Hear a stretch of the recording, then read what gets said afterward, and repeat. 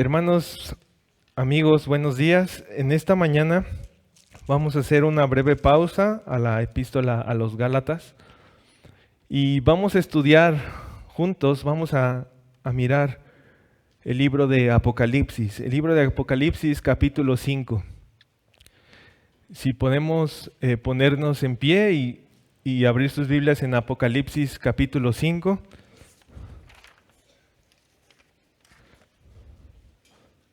Y vamos a leer todo el capítulo 5. Dice así: vi en la mano derecha del que estaba sentado en el trono un libro escrito por dentro y por fuera, sellado con 7 sellos. Y vi a un ángel fuerte que pregonaba a gran voz: ¿quién es digno de abrir el libro y de desatar sus sellos? Y ninguno, ni en el cielo, ni en la tierra, ni debajo de la tierra, podría abrir el libro, ni aún mirarlo. Y lloraba yo mucho, porque no se había hallado a ninguno digno de abrir el libro, ni de leerlo, ni de mirarlo. Y uno de los ancianos me dijo: no llores. He aquí el león de la tribu de Judá, la raíz de David, ha vencido para abrir el libro y desatar sus 7 sellos. Y miré y vi que en medio del trono y de los 4 seres vivientes y en medio de los ancianos estaba en pie un cordero como inmolado, que tenía 7 cuernos y 7 ojos, los cuales son los 7 espíritus de Dios enviados por toda la tierra. Y vino y tomó el libro de la mano derecha del que estaba sentado en el trono. Y cuando hubo tomado el libro, los 4 seres vivientes y los 24 ancianos se postraron delante del Cordero. Todos tenían arpas y copas de oro llenas de incienso, que son las oraciones de los santos. Y cantaban un nuevo cántico diciendo: digno eres de tomar el libro y de abrir sus sellos, porque tú fuiste inmolado, y con tu sangre nos has redimido para Dios de todo linaje y lengua y pueblo y nación. Y nos has hecho para nuestro Dios reyes y sacerdotes, y reinaremos sobre la tierra. Y miré, y oí la voz de muchos ángeles alrededor del trono, y de los seres vivientes, y de los ancianos, y su número era millones de millones, que decían a gran voz: el Cordero que fue inmolado es digno de tomar el poder, la riqueza, la sabiduría, la fortaleza, la honra, la gloria y la alabanza. Y a todo lo creado que está en el cielo y sobre la tierra, y debajo de la tierra y en el mar, y a todas las cosas que en ellos hay, oí decir: al que está sentado en el trono y al Cordero sea la alabanza, la honra, la gloria y el poder por los siglos de los siglos. Los 4 seres vivientes decían: amén. Y los 24 ancianos se postraron sobre sus rostros y adoraron al que vive por los siglos de los siglos. Amén. Pueden sentarse.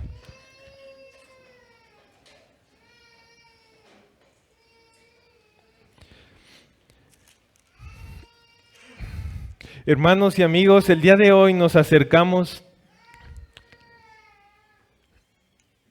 a un libro de la Biblia que, al igual que todos los demás libros que encontramos en la Biblia, tienen el propósito de mostrar a Cristo y el Evangelio. Algunos maestros han enseñado erróneamente que el libro de Apocalipsis es un libro solo para indagar en la venida del Señor o en los temas políticos y mundiales que sucederán, o quizás mirar el día exacto en que Cristo vendrá. Sin embargo, hermanos, creemos por el testimonio de la palabra misma que toda la palabra es inspirada por Dios y que tiene la intención de mostrarnos a Cristo y su Evangelio, como dice el Salmo también: la ley de Jehová es perfecta, que convierte el alma. El testimonio de Jehová es fiel, que hace sabio al sencillo. Salmo 19:7. Así que, hermanos, es mi deseo en esta mañana que podamos estudiar un poquito, hermanos, de Apocalipsis. Es mi deseo que podamos, y hablo por mí también, hermanos, podamos ser fortalecidos y despertados para que nuestras vidas glorifiquen más a Dios aún, en la iglesia y en nuestra vida cotidiana. Y hermanos, es mi oración y es el propósito también por el cual estuvimos orando, hermanos, que cada vez podamos tener una realidad de las cosas eternas cada vez mayor, una realidad cada vez mayor, para saber cómo conducirnos en este mundo sabiamente.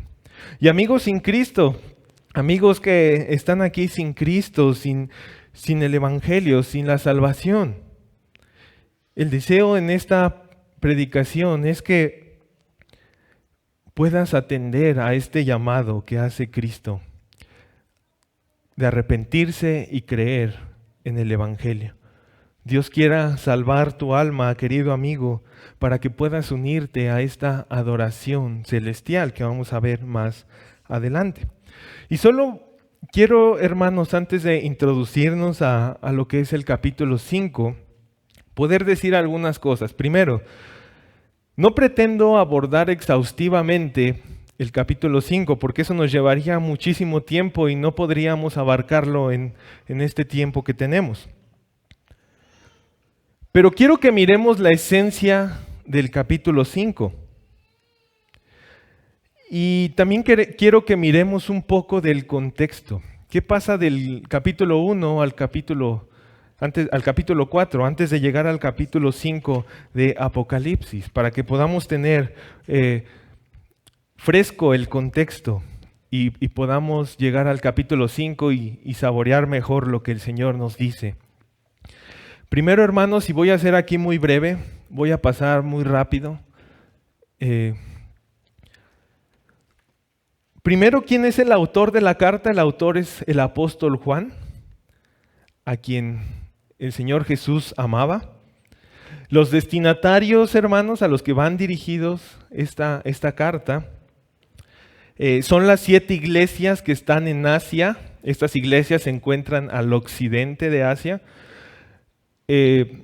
Algo muy parecido a los Gálatas, que son las iglesias de Galacia, que estaban ubicadas al sur en lo que es Turquía.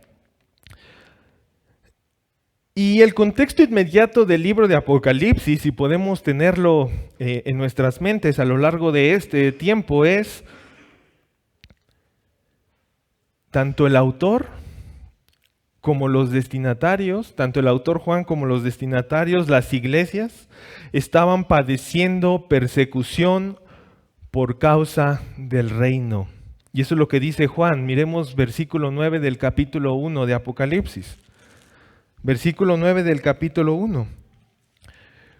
Yo, Juan, vuestro hermano, y copartícipe vuestro en la tribulación, en el reino y en la paciencia de Jesucristo, estaba en la isla llamada Patmos por causa de la palabra de Dios y el testimonio de Jesucristo.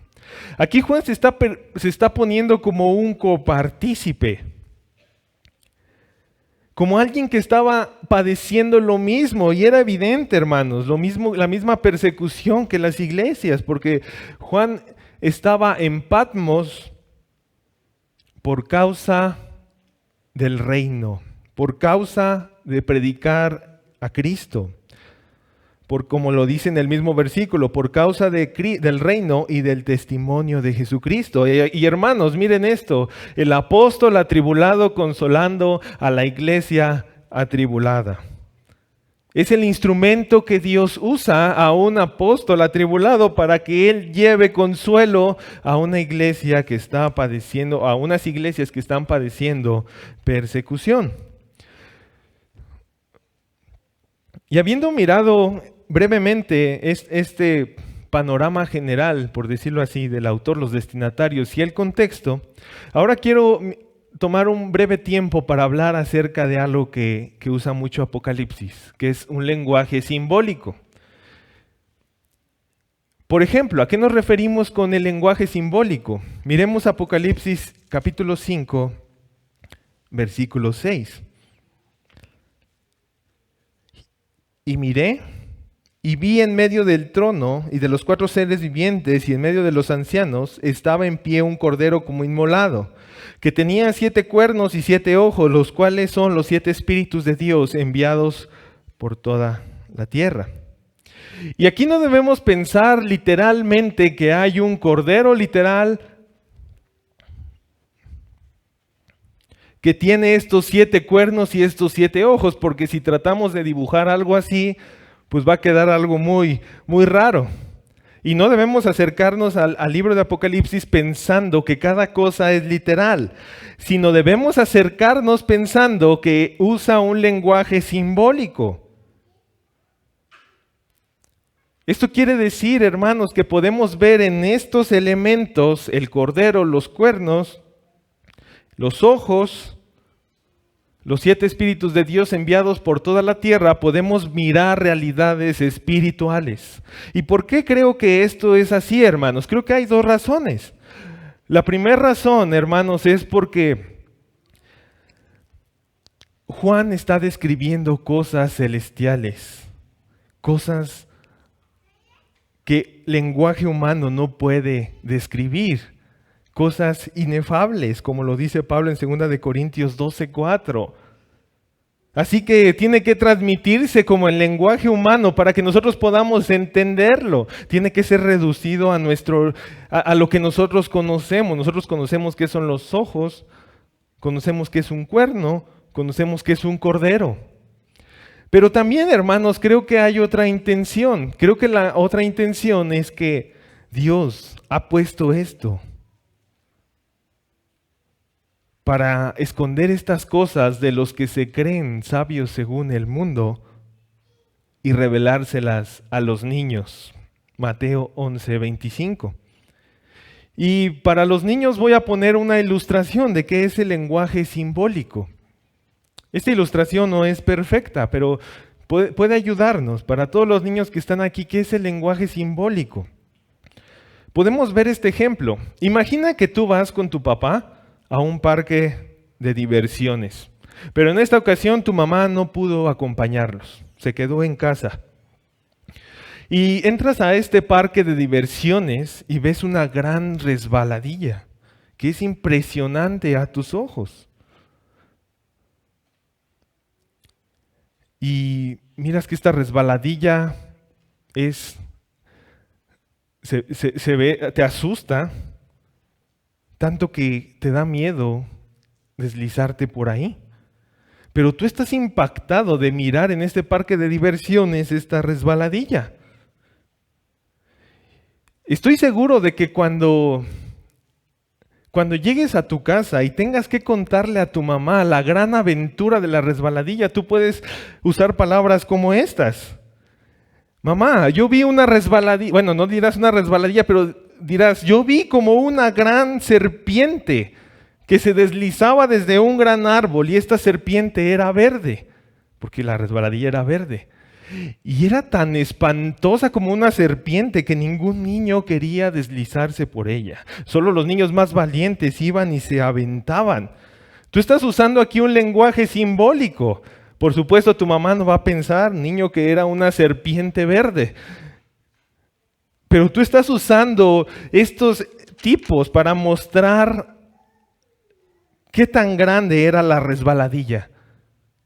Y de esta manera, un poco similar, es que Juan nos habla aquí. Porque Juan pudo mirar el trono, pudo mirar qué es lo que sucedía, y ahora ¿cómo lo explica? Tiene que usar un lenguaje humano. Y así que Juan se introduce en el capítulo 1 de Apocalipsis. ¿Y qué es lo que inicia mostrándonos Dios aquí? Porque sí, Juan es el autor, pero Dios nos está hablando. ¿Qué nos está enseñando Dios aquí? En el capítulo 1 se nos va a dar una revelación de quién es Cristo. De quién es Cristo. Y hay aquí algunos ejemplos de lenguaje simbólico también. Por ejemplo, en el versículo 10 nos dice que Juan habla con uno como con voz de trompeta. En el versículo 12, Cristo se revela como aquel que anda en medio de los candeleros de oro, que son las iglesias. En el versículo 13, Cristo se revela como el Hijo del Hombre.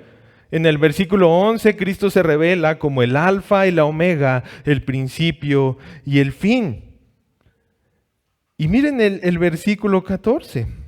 El versículo 14, Cristo se muestra con su cabeza y sus cabellos blancos como blanca lana, mostrando su sabiduría. Versículo 15 se muestra con sus pies como de bronce bruñido. Versículo 14, uno antes se había mostrado con ojos como de llama de fuego. Y nuevamente, si nosotros tratamos de dibujar esto, no es lo correcto. No se nos están dando eso para tratar de dibujarlo, sino para que cada elemento que nosotros miramos podamos entender una realidad espiritual. Versículo 16 del capítulo 1 se nos muestra que de su boca sale una espada aguda de 2 filos, con la cual juzga al impío. Cristo se muestra como su rostro, como un sol cuando resplandece con gran fuerza, versículo 16. Y miren esto, Cristo se muestra como el que vive, pero que está muerto, mostrando que Él resucitó, versículo 18. Y un texto glorioso que tenemos en la palabra. Todos son gloriosos, pero aquí se concentran esos oficios de Cristo, el profeta, el sacerdote y el rey, en Apocalipsis capítulo 1, versículos 5 y 6, donde dice: y de Jesucristo, el testigo fiel, el profeta, el primogénito de los muertos, siendo esa ofrenda por el pecado, y el soberano de los reyes de la tierra, mostrándose con su oficio real, con su oficio de rey. Y hermanos, miren cómo en el libro de Apocalipsis tenemos muchos elementos para conocer a Cristo. ¿Y cuán a menudo vamos ahí? ¿Cuán a menudo vamos a refugiarnos a Apocalipsis, hermanos, para contemplar quién es Cristo, para mirar su eternidad, su sabiduría con esos cabellos blancos y su cabeza blanca? Capítulo 2 y capítulo 3 de Apocalipsis, una vez que se nos ha dado una descripción de quién es Cristo, una descripción general. Ahora capítulo 2 y capítulo 3 hace un llamado Dios, Jesús, a las iglesias a arrepentirse. Recuerden los destinatarios, las 7 iglesias que están en Asia. Y esto es interesante, hermanos. Porque como dice Primera de Pedro 4:17, porque es tiempo de que el juicio comience por la casa de Dios. Más adelante Dios va a mostrar su juicio, el Cordero va a mostrar su juicio contra el impío, pero ahora es tiempo primeramente de la casa de Dios. ¿Cómo están iglesias de Asia, ¿Cómo están iglesias? Y así comienza el capítulo 2 y 3 hablando de una iglesia que ha perdido su primer amor, la iglesia de Éfeso. También tenemos a una iglesia que tiene dificultades y aflicciones y es llamada a perseverar, como lo es la iglesia de Esmirna. Tenemos la iglesia que ha permitido que la falsa doctrina se infiltre y la llama a arrepentirse y a mantener la verdad. En Pérgamo tenemos la iglesia que han sido contaminados por los ídolos y placeres del mundo, y es llamada esta iglesia a retener la palabra y perseverar y abandonar esto, la iglesia de Tiatira. Tenemos a una iglesia que tiene nombre de que vive, pero está muerta, y le llama a arrepentirse y a ser vigilante, la iglesia de Sardis. Tenemos a una iglesia que tiene poca fuerza, pero que es fiel y que retiene la doctrina y persevera hasta el final. Es el llamado de Dios que le hace, persevera hasta el final, la iglesia de Filadelfia. Y por último tenemos a una iglesia tibia, que ni es fría ni caliente, que está cómoda y orgullosa, la iglesia de la Odisea. Y hermanos, ¿qué podemos mirar aquí? Apliquemos algo aún en este contexto. ¿Cómo estamos? Y digo estamos, iglesia, comunidad bíblica de la gracia. ¿Cómo estamos? Debemos examinarnos, mirar nuestro llamado, mirar que hemos llamados a servir a la iglesia, a poner nuestro tiempo, nuestros recursos por la iglesia. ¿Cómo estamos? ¿Se ha enfriado nuestro corazón? ¿Hemos perdido nuestro primer amor? ¿O estamos siendo muy débiles ante la lucha contra el pecado y está entrando el mundo a nuestra iglesia? Hermanos, hablo por mí también. ¿Cómo estamos, hermanos? ¿Cómo estamos como iglesia? Este es un llamado de Dios que hace del capítulo 2 y capítulo 3 de Apocalipsis a las iglesias a arrepentirse, hermanos. Arrepentirse. Miremos en qué estamos fallando y arrepintámonos de eso. Busquemos a nuestro primer amor como fue en un principio. Y solo como comentario, cuando habla aquí las 7 iglesias, recuerden el lenguaje simbólico. El número 7 en la Biblia es completo, perfecto. Así que los destinatarios originales son las 7 iglesias que están en Asia. Perdón si digo Galacia, de repente se parece, pero las 7 iglesias que están en Asia, hermanos, no solo queda ahí el mensaje, sino que es a todas las iglesias de todos los tiempos, de todas las edades a las cuales se les manda arrepentirse, a mirar cómo estamos. Ahora, ¿qué miramos en el capítulo 4? En el capítulo 4 es la antesala al capítulo que vamos a estar meditando. Y aquí hay algo maravilloso, hermanos. Hay algo maravilloso. A Juan se le permite ver el trono de Dios. A Juan se le permite ver donde está el Rey soberano, donde se dictan todas las cosas que suceden en la tierra y en los cielos. El Rey soberano que todo lo ve, que todo lo sabe. El Rey soberano con el cual su iglesia tiene comunión. Sí, cada día del Señor, cada vez que estamos aquí. Juan mira, se le abre una puerta y mira en esta visión el trono de Dios. ¿Y qué es lo que mira Juan? El aspecto del que estaba sentado en el trono era semejante a piedra de jaspe y de cornalina.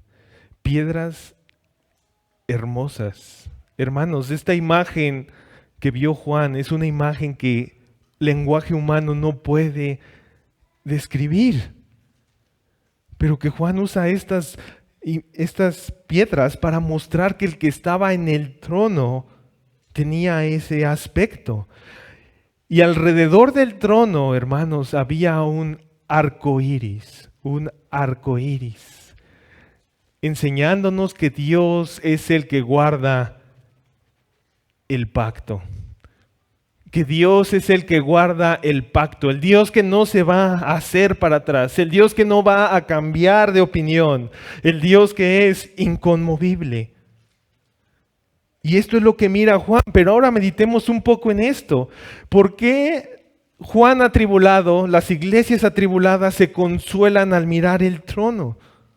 Porque, hermanos, al pensar en la persecución, Juan, en esa isla de Patmos, la iglesia siendo perseguida, muchos podrían preguntarse, hablando humanamente, ¿dónde está Dios? Y Juan mira el trono, y es como una respuesta que dicen, ahí está Dios en el trono, el Dios que no duerme, ni se cansa ni se fatiga, el Dios que todo lo ve, el Dios que guarda el pacto. Ahí está Dios en el trono. Y este consuelo, hermanos, daba a Juan la certeza de que lo que sucedía no era porque a Dios se le escapó. No era porque a Dios alguien lo burló y ahora tiene que hacer un plan B, sino que porque así se decretó en el trono. Porque no hay un rey mayor al que está sentado en el trono. Y para mostrarnos esto, Juan sigue mirando y lo que ve alrededor del trono son 24 tronos, donde hay 24 ancianos vestidos de ropas blancas, con coronas de oro en sus cabezas. Y también ve a seres vivientes. ¿Y qué hacían los ancianos y los seres vivientes ante el trono? Dan gloria y honra y acción de gracias al que está sentado en el trono por los siglos de los siglos. Y hay una duda, ¿quiénes son los ancianos? ¿Quiénes son los seres? ¿No nos causa eso duda, hermanos? Si hay un trono, hay ancianos y hay seres. Hermanos, recordemos el lenguaje simbólico. Muchos comentaristas, hermanos, están de acuerdo en que esos ancianos representan a los santos de todos los tiempos. Y no quiero ahorita ahondar mucho en esto. Más adelante vamos a mirar, pero solo miren sus vestiduras blancas de estos ancianos. ¿Qué representan las vestiduras blancas? ¿No hemos mirado esa historia que dice que Cristo se quitó sus vestiduras y nos las colocó a nosotros? ¿No hemos mirado ese himno que arrojaremos nuestras coronas a sus pies? Las que nos dio, y estos ancianos tienen estas vestiduras, pensando en esa pureza que el Señor Jesús otorgó por medio de la fe a todos sus santos, y esas coronas que otorgó a siervos inútiles. Y creo que este es la intención del texto, mostrarnos que ahí está esos 24 ancianos representando a los santos de todos los tiempos. Por ejemplo, la Biblia de estudio de R.C. Sproul menciona esto, Hendrickson también comenta un poco de esto. Y los seres vivientes son esos seres celestiales que adoran al Señor, que dicen, dan gloria y honra y acción de gracias al que está sentado en el trono por los siglos de los siglos. Así que habiendo mirado este breve paso del capítulo 1 al capítulo 4, ahora miremos y centremos nuestra atención en el capítulo 5. Dice así, capítulo 5, versículo 1.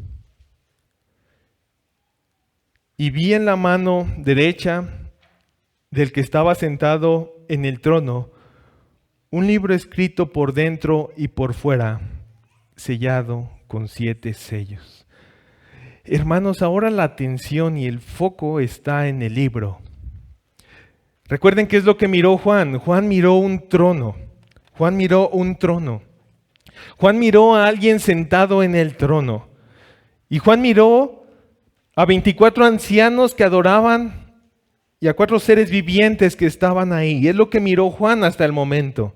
Pero ahora Juan presta su atención a lo que tenía el que estaba sentado en el trono en la mano derecha.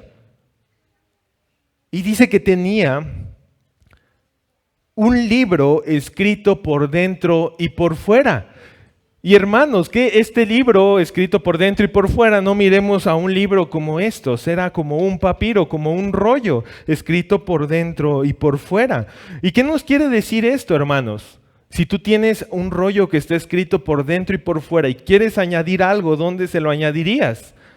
No hay lugar, no hay lugar. Pero este rollo, hermanos, está sellado con 7 sellos. Y usando el lenguaje simbólico, que ya lo explicamos, 7 es perfecto, completo. Esto quiere decir que el libro está sellado completamente. Nadie puede abrir el libro. Nadie puede abrir el libro ni aún mirarlo, como lo vamos a ver más adelante. Así que tenemos al que está sentado en el trono, que tiene un libro. Pero ahora otra pregunta, hermanos, ¿qué hay en el libro? ¿Por qué el libro cobró la atención de Juan en el capítulo 5? ¿Qué hay en el libro? ¿Por qué está sellado? Cuando se sella un documento en ese tiempo, era porque era un documento muy importante. Y esto todavía nos da más anhelo de saber qué hay en el libro. Ahora miremos qué hay en el libro, hermanos. Acompáñenme a Ezequiel.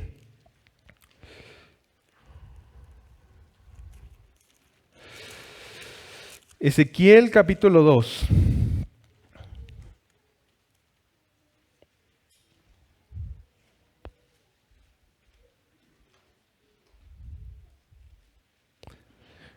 Vamos a leer desde el versículo 7. Ezequiel capítulo 2, versículo 7. Algo muy importante, hermanos, en lo que llegan a este pasaje, es que nosotros no podemos interpretar el libro de Apocalipsis a como nosotros creemos que es. El Antiguo Testamento es el que nos da la base para que nosotros podamos interpretar el libro de Apocalipsis. No podemos tomar el libro y decir, bueno, yo creo que puede parecerse a esto. Entonces vamos a usar el Antiguo Testamento y mirar qué es lo que nos dice el Antiguo Testamento del libro, de este libro. Capítulo 2, versículo 7 de Ezequiel. Les hablarás pues mis palabras. Escuchen o dejen de escuchar, porque son muy rebeldes. Miren el contexto, porque son muy rebeldes. Mas tú, hijo de hombre, oye lo que yo te hablo. No seas rebelde como la casa rebelde. Abre tu boca y come lo que te doy. Y miré, y he aquí, una mano extendida hacia mí, y en ella había un rollo de libro. Versículo 10, y la extendió delante de mí, y estaba escrito por delante y por detrás. Y había escritas en él, endechas, y lamentaciones, y ayes. Hasta ahí, hermanos.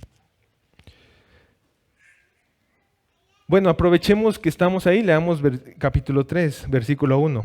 Me dijo, hijo de hombre, come lo que hayas, come este rollo y ve y habla a la casa de Israel. Ezequiel nos dice que este libro que estaba escrito por dentro y por fuera, que este texto es paralelo a Apocalipsis 5, dice que tenía en él endechas y lamentaciones y ayes. Si lo leemos de Biblia a las Américas, diría lamentaciones, gemidos y ayes. Y hermanos, miremos el contexto. Un pueblo rebelde que le pide Dios a Ezequiel que mire este libro y que diga este libro, y en el capítulo 3 le pide que lo coma para que él vaya y hable al pueblo las palabras de este libro. Así que podemos decir, hermanos, que este libro contenía el plan redentor de Dios cuando Él ejecute la sentencia a sus enemigos, aquellos que persiguieron a su iglesia, pero también cuando Él salve a su pueblo. Este libro contiene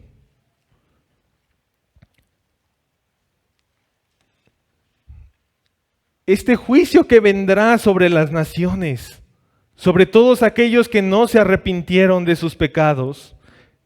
Este juicio traerá gran dolor, gran aflicción a todo el pecador que no se arrepintió de sus pecados. Y amigo que estás aquí sin Cristo, cuando este libro se revele, se abra, se quiten esos sellos, el plan redentor de Dios culminará. El plan redentor de Dios culminará y aquel que no estuvo con Cristo, aquel que no creyó en Cristo, recibirá la condenación eterna, el castigo justo por sus pecados. Y amigo que está sin Cristo, no quedes en esta situación. Hoy es el día de la salvación. Hoy es el día en el cual Dios te llama a que abandones tus pecados y te refugies únicamente en Cristo. Porque cuando el libro quede abierto, todo el juicio de Dios caerá sobre ti si no te refugiaste en Cristo. Y hermanos, volviendo a la explicación de este texto, este libro dice la Biblia que es amargo y es dulce. Y vamos a explicar por qué. Recuerden el capítulo 3 de Ezequiel. Me dijo, hijo de hombre, come lo que hayas, come este libro y ve y habla a la casa de Israel. Versículo 12, abrí mi boca y me hizo comer aquel rollo. Y me dijo, hijo de hombre, alimenta tu vientre y llena tus entrañas de este rollo que yo te doy. Y lo comí y fue en mi boca dulce como la miel. Hermanos, ¿a ustedes les recuerda algo en la Biblia donde se habla de un libro que es amargo y dulce? Apocalipsis capítulo 10, donde el ángel baja con un librito en la mano y le da a comer a Juan y le dice, toma y cómelo y te amargará el vientre, pero en tu boca será dulce como la miel. ¿Y saben cuál es ese librito? Ese librito, ese libro que tenía el que está sentado en el trono en la mano derecha. Y hermanos, ¿por qué este libro es amargo y es dulce? ¿Por qué este libro es amargo y es dulce? Este libro es amargo, hermanos, porque como lo dijimos, tan pronto este libro se abra, el juicio de Dios y la consumación del reino se llevará a cabo y el impío morirá eternamente bajo la ira del Cordero. Pero este libro es dulce, hermanos. Este libro es dulce porque tan pronto esto se lleve a cabo, la salvación del pueblo de Dios, el descanso, ya no pecar más, vivir eternamente con nuestro Señor se llevará y se efectuará. Por eso este libro es amargo para algunos y dulce para otros. Y amigo, ¿cómo es este libro para ti? ¿Este libro para ti es dulce o es amargo? ¿Cómo va a ser para ti en el día en el cual Dios ejecute y culmine ese plan de redención? No que no haya iniciado el plan de redención, sino que culmine, que se lleve a su fin de una vez por todas y todos sus enemigos queden por estrado de sus pies. ¿Cómo estarás, amigo, en ese día? ¿El libro para ti será dulce o ese libro para ti será amargo? Porque para el pueblo de Dios, los que estamos refugiados en Cristo, ese libro será dulce como la miel.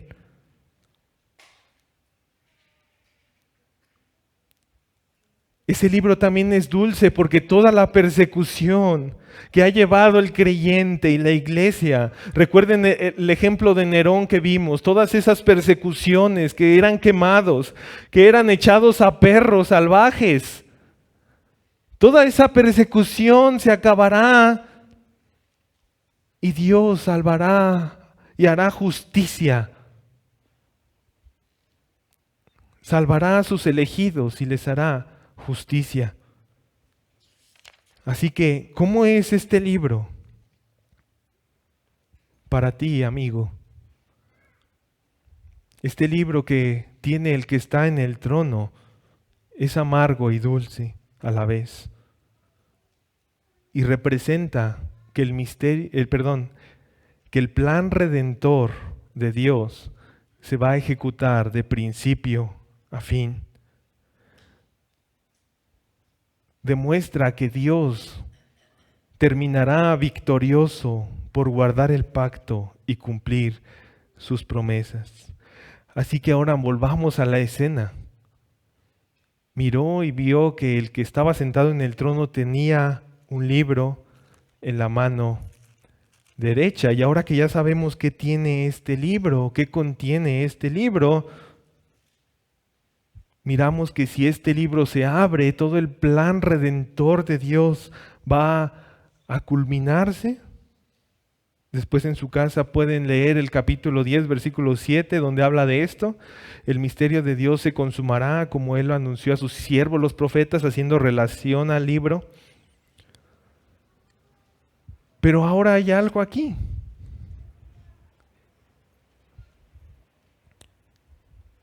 Una pregunta.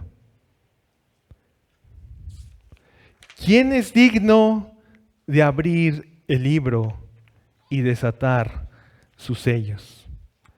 Versículo 2. ¿Quién será tan digno, hermanos, para ir al trono y tomar el libro y desatar los 7 sellos? ¿Quién será tan digno? ¿Hay alguno aquí digno?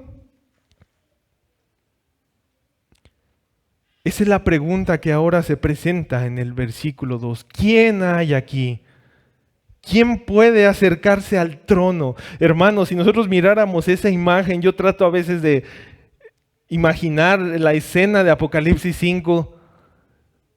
Hermanos, ha de ser un gran temor poder tan solo dar un paso al frente para acercarte al gran trono del gran rey.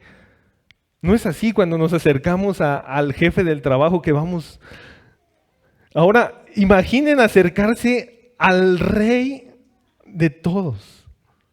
No hay un rango más. ¿Quién es digno? Versículo 2. Y vi a un ángel fuerte que pregonaba a gran voz y decía: ¿quién es digno de abrir el libro y desatar sus sellos? ¿Quién es digno de abrir el libro? ¿Quién es digno de ir al trono y no morir? ¿Quién es digno de presentarse ante Dios y no caer muerto? Versículo 3.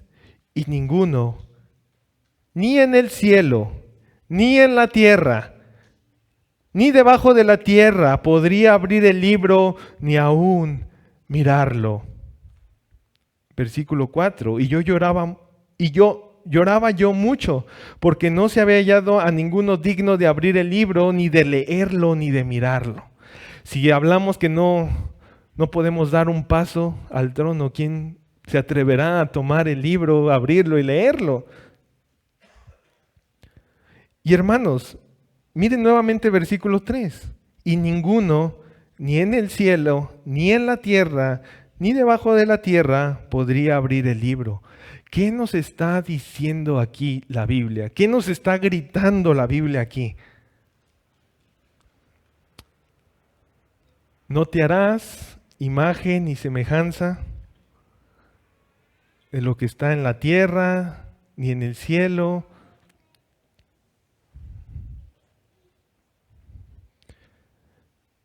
Solo hay un mediador.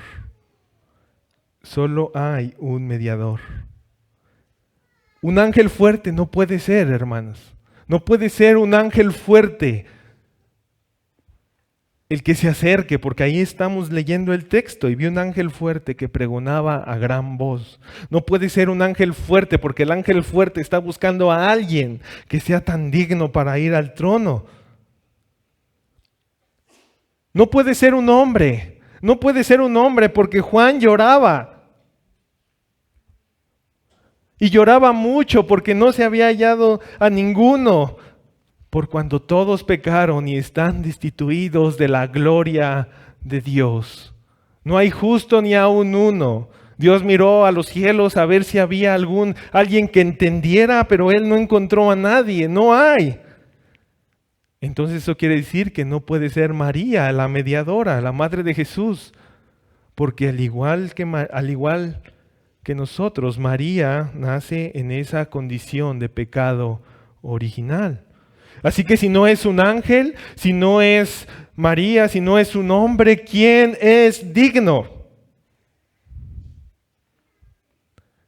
Y esto nos enseña, amigos, que no debemos de buscar un mediador fuera del que la Biblia dice, porque no hay ninguno.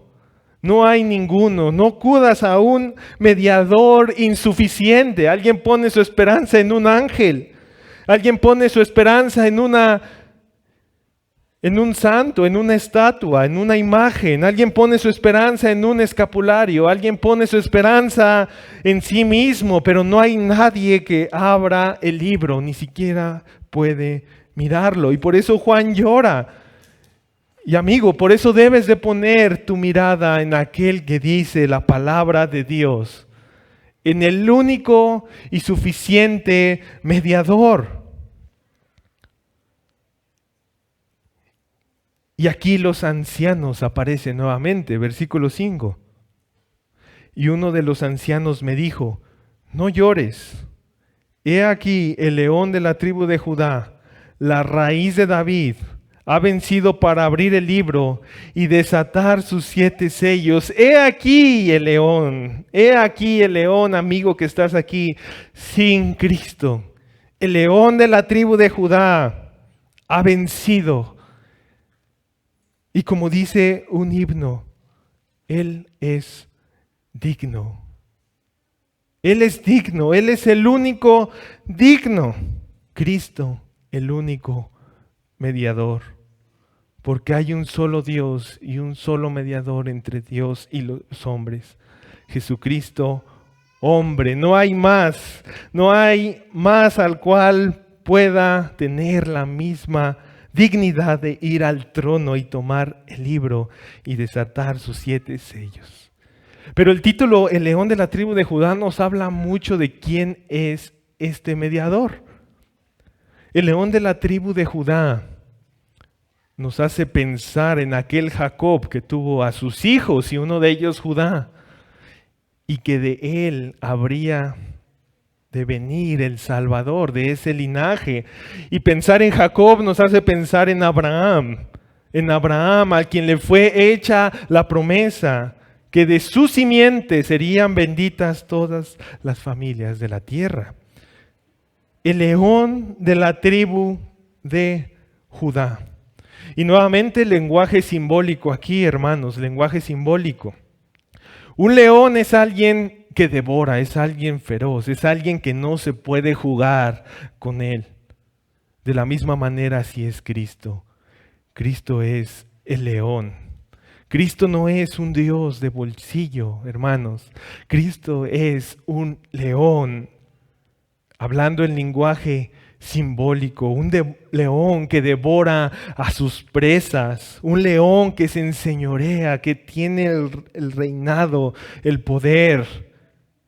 Y el otro título que se usa es el león de la tribu de Judá, la raíz de David. Y por eso decimos que el león habla también de esta realeza, de este rey que conquista. Así como David era rey de Israel, Así como David, que aplastó a sus enemigos, que venció a aquel Goliat, de la misma manera Cristo es el león y Él es digno de ir y tomar el libro. Y hoy que es Navidad, hermanos, que podemos mirar aquí esto. Como dice, no es necesario que vayan, pero tú, Belén Efrata, pequeña eres entre las familias de Judá. De ti me saldrá el que será Señor en Israel. Y sus salidas son desde el principio, desde los días de la eternidad. Miqueas 5:2. De ti, de las familias de Judá, Belén era, dice, y tú, Belén Efrata, pequeña para estar entre las familias de Judá, de donde vendría el rey. De ti me saldrá el que será Señor en Israel. Es decir, que aquel niño que nació en Belén, en esa pequeña aldea, era el león de la tribu de Judá. Y también el texto de Apocalipsis nos sigue describiendo a este gran mediador, versículo 6. Y miré, y vi que en medio del trono y de los 4 seres vivientes y en medio de los ancianos estaba en pie un cordero como inmolado, que tenía 7 cuernos y 7 ojos, los cuales son los 7 espíritus de Dios enviados por toda la tierra. Y vino y tomó el libro de la mano derecha del que estaba sentado en el trono. Cristo se describe aquí como el león de la tribu de Judá, del linaje de David, pero también se describe como el cordero, como inmolado. Cristo se presenta como un cordero, como inmolado. Y nuevamente recordemos el lenguaje simbólico. ¿Qué nos quiere decir que Él era el cordero? Acompáñenme a Isaías 53. Isaías 53, el Antiguo Testamento nos habla de este cordero, de este cordero. Isaías 53, versículo 7. Angustiado él, hablando de Cristo, hermanos, por supuesto, y afligido, no abrió su boca. Como cordero fue llevado al matadero y como oveja delante de sus trasquiladores. Enmudeció y no abrió su boca. Un cordero que no puede morder a nadie. Un cordero que puede jugar con los niños. Pero no solo dice un cordero. Dice un cordero como inmolado. El mismo Isaías dice que ese cordero, unos versículos antes, en el versículo 5, mas él herido fue por nuestras rebeliones, molido por nuestros pecados.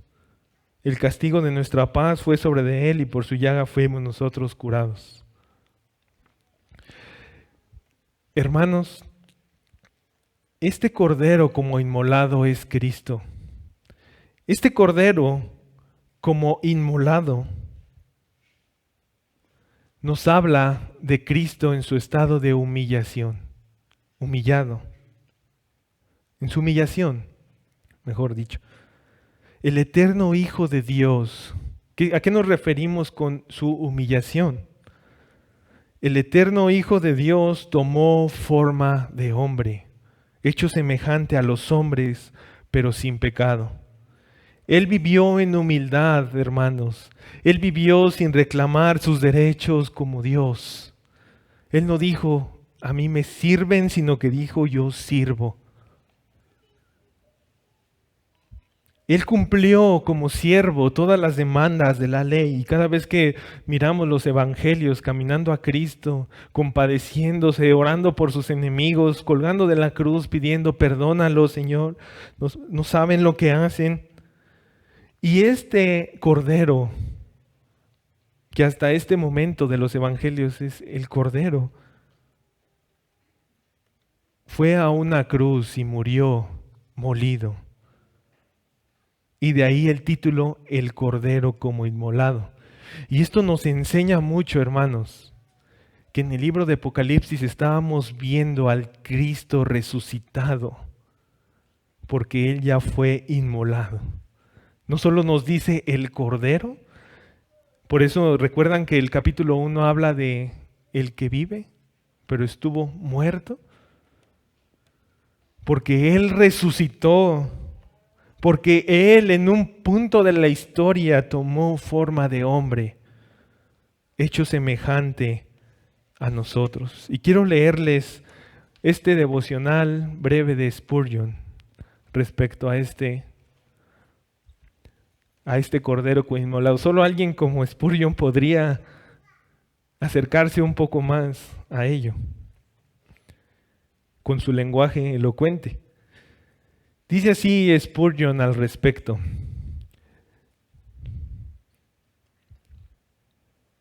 ¿por qué debía nuestro exaltado Señor aparecer con sus heridas en la gloria? Las heridas de Jesús son sus glorias, sus joyas y sus sagrados ornamentos. Para el ojo del creyente, Jesús es muy hermoso, porque es blanco y rojo, blanco por su inocencia y rojo por su propia sangre. Lo vemos como el lirio de incomparable pureza en el Tabor y por el mar, pero nunca fue tan incomparable como cuando pendía de la cruz. Ahí contemplamos todas sus bellezas en perfección, todos sus atributos revelados, todo su amor manifestado, todo su carácter expresado. Amado, las heridas de Jesús son mucho más hermosas a nuestros ojos que todos los esplendores y pompas de los reyes. La corona de espinas es más que una diadema imperial. Es cierto que Él ya no empuña el cetro de caña, sin embargo, en ese cetro hubo una gloria que nunca hubo en el cetro de oro. Dice Spurgeon: como traje de corte, Jesús usa el del Cordero.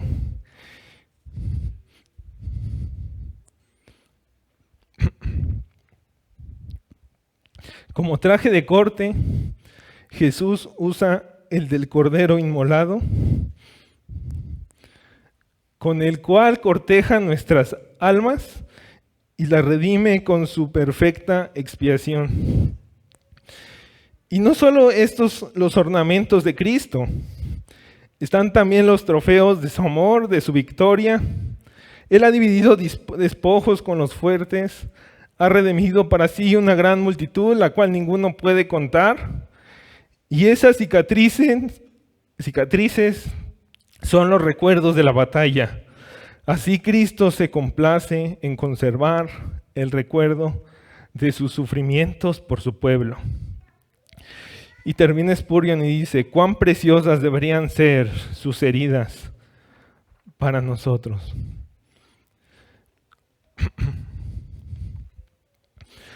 Hermanos, mirar a Cristo vestido, como dice Spurgeon, con estos ornamentos, con este vestido, con este traje de un cordero como inmolado, es la fuerza de la iglesia, es la fuerza del creyente para vivir en este mundo. Porque ¿cómo sería insensato pensar que el Rey y el dueño de nuestra salvación, el que se acerca al trono, se vista de estos ornamentos y nosotros nos llenemos de orgullo? Sería insensato pensar eso, que el Rey, que tiene toda la gloria y toda la autoridad, se presenta en la gloria con sus trajes de cordero inmolado. Y hermanos, esto es glorioso. Él los pudo haber quitado con su poder. Él pudo haber sanado esos clavos y esas heridas, pero Él las presenta para humillar a todo rey, para humillar a nosotros mismos, aún en el buen sentido, hermanos, para mostrarnos y humillarnos y venir a Él. Y este es el Cristo que se muestra, el cual es el único mediador. Pero se nos dice, hermanos, que este cordero también tenía 7 cuernos y 7 ojos, los cuales hablan de su plena autoridad y su plena omnisciencia y sabiduría, su pleno poder. Así que en Cristo encontramos, hermanos, al perfecto mediador. Por eso no hay otro. Por eso solo hablamos de Cristo, hermanos, porque no hay otro. Versículo 7. Y vino y tomó el libro de la mano derecha del que estaba sentado en el trono. Y aquí es donde Cristo, ese cordero como inmolado, es embellecido más aún cuando Él vence y toma el libro. ¿Y saben por qué era necesario que Cristo tomara el libro? Porque ese libro, hermanos, en el decreto eterno de Dios, no se puede abrir sin un mediador. Porque si ese libro se abre sin un mediador, Dios hubiera fracasado, porque Él había prometido que por manos de un mediador, y se acuerdan cuando vimos en Gálatas que Él pasó en medio de animales abiertos y que Él juró que Él cumpliría sus promesas. Si Él no hubiera ido un mediador, hermanos, la salvación de su pueblo no se hubiera podido efectuar, porque necesitamos un mediador. Él lo decretó así.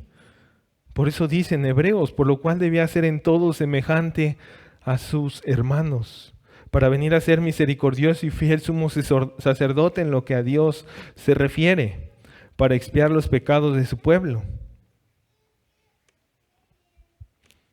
Así que este mediador, hermanos, tenía que ser verdadero hombre y verdadero Dios. Verdadero hombre para ser semejante a sus hermanos y ser el que efectúe el pago por nuestros pecados, y verdadero Dios para ser tan digno de entrar y acceder al trono. Jesús es el único que dijo, yo y el Padre, uno somos. Él cumple esas cualificaciones. Y ya para cerrar, hermanos, me gustaría hablar de la adoración celestial parte por parte, pero el tiempo no nos alcanza, hermanos. Solo miremos la esencia de ello. Versículo 8. Y cuando hubo tomado el libro, los 4 seres vivientes y los 24 ancianos se postraron delante del Cordero. Todos tenían arpas y copas de oro llenas de incienso, que son las oraciones de los santos, y cantaban un nuevo cántico diciendo, digno eres de tomar el libro y de abrir sus sellos, porque tú fuiste inmolado, y con tu sangre nos has redimido para Dios, de todo linaje y lengua y pueblo y nación, y nos has hecho para nuestro Dios reyes y sacerdotes, y reinaremos sobre la tierra.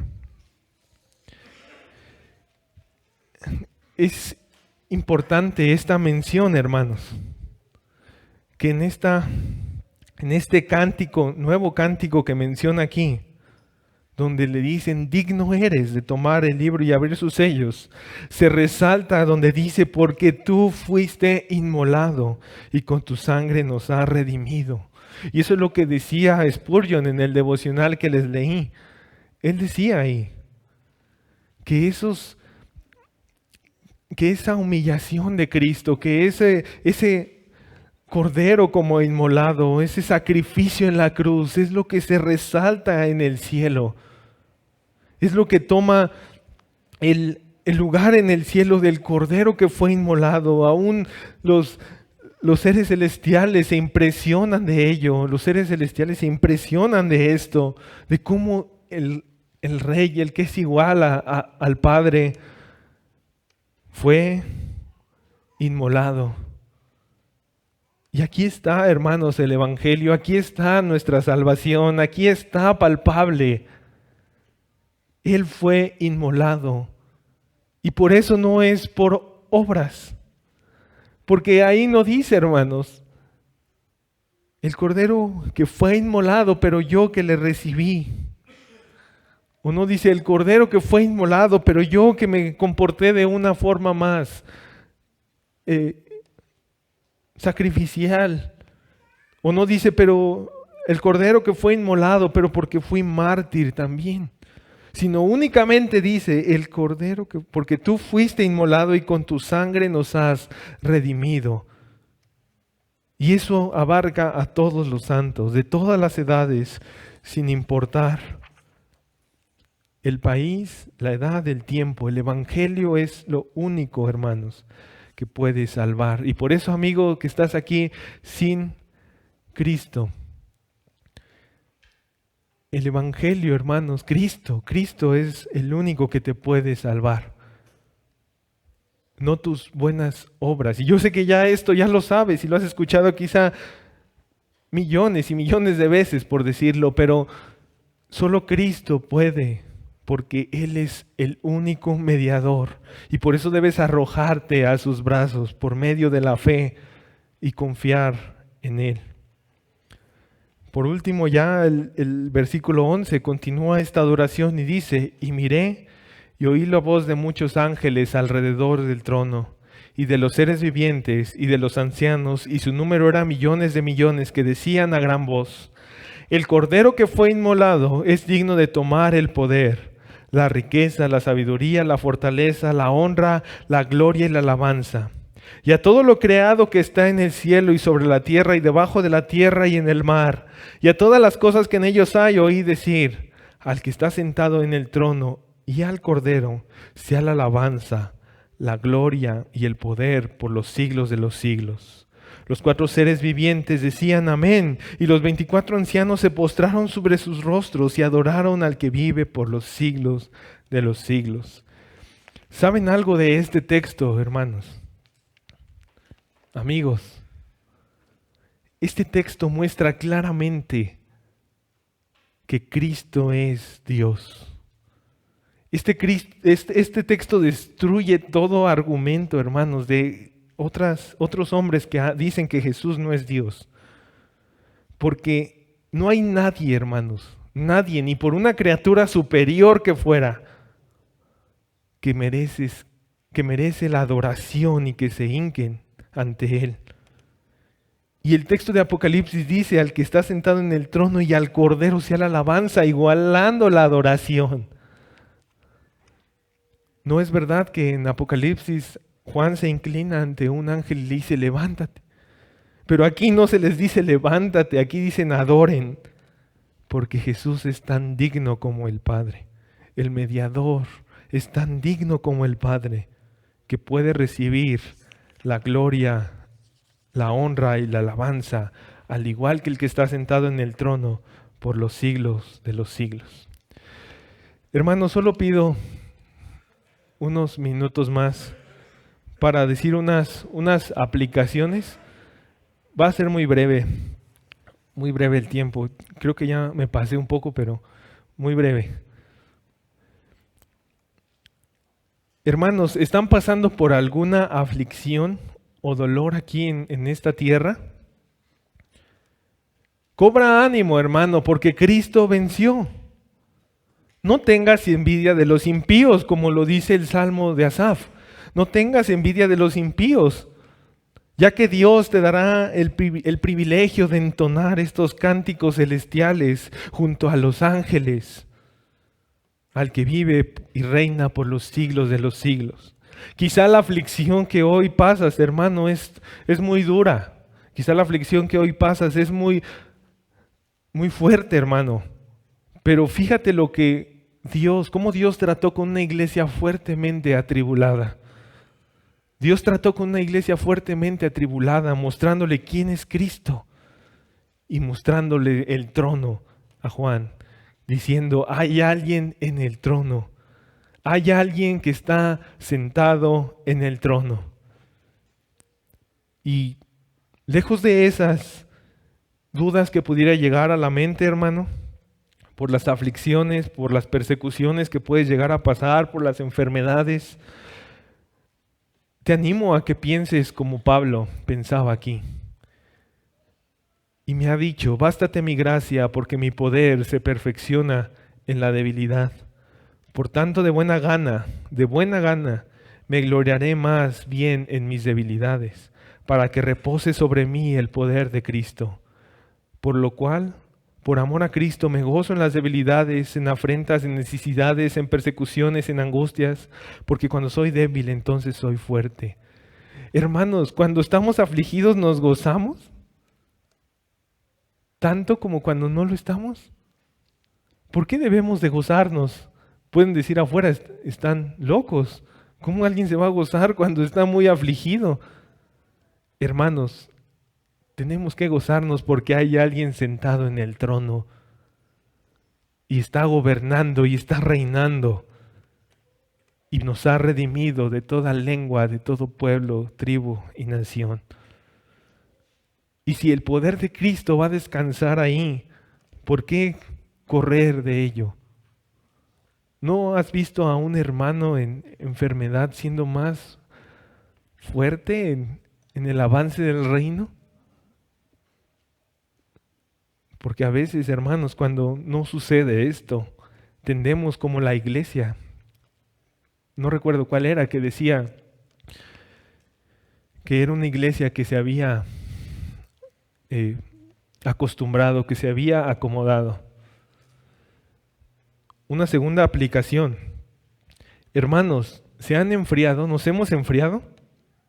Es una pregunta que te debes hacer. ¿Has dejado de poner las cosas en las miras, la mira en las cosas de arriba, donde está sentado Cristo? Si esto es así, te invito a que vuelvas a leer capítulo 4 de Apocalipsis, donde se ve a Cristo en el trono. Donde se ve a Cristo sentado en el trono.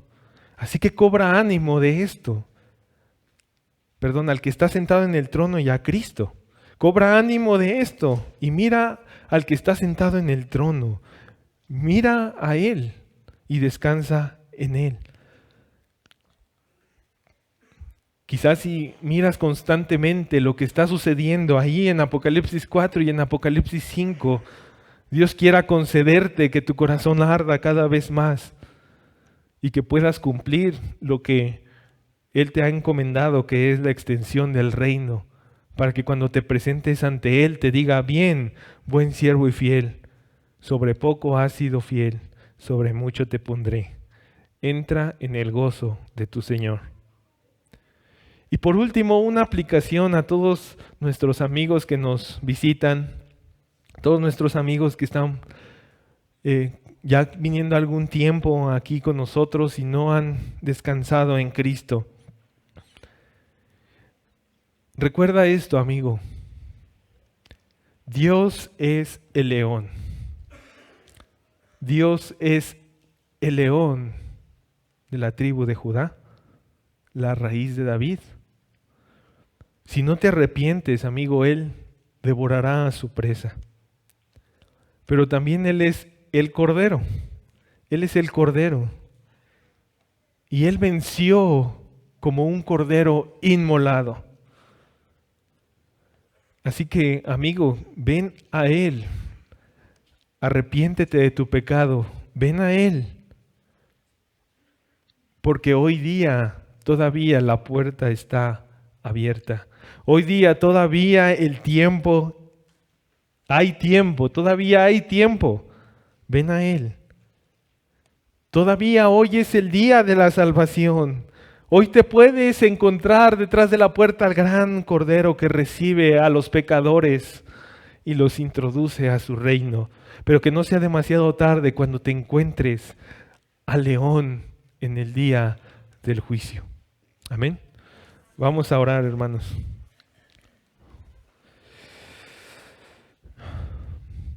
Señor, perdona nuestros pecados, Señor. Ayúdanos, Señor, porque te necesitamos. Necesitamos, Padre, que nos ayudes para poderte dar más gloria cada vez, para poderte servir más cada vez, Señor.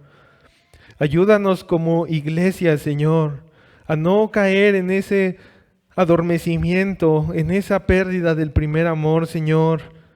Ayúdanos a ser fieles en guardar la doctrina, Señor. Ayúdanos a no ser seducidos por este mundo, Señor. Pon nuestros ojos en los cielos. Ayúdanos a contemplar al que está en el trono y al Cordero que eres tú y tu Hijo, Señor. Ayúdanos a mirar a Cristo, Señor, cada vez más con esos ornamentos, con esos vestidos de un Cordero como inmolado.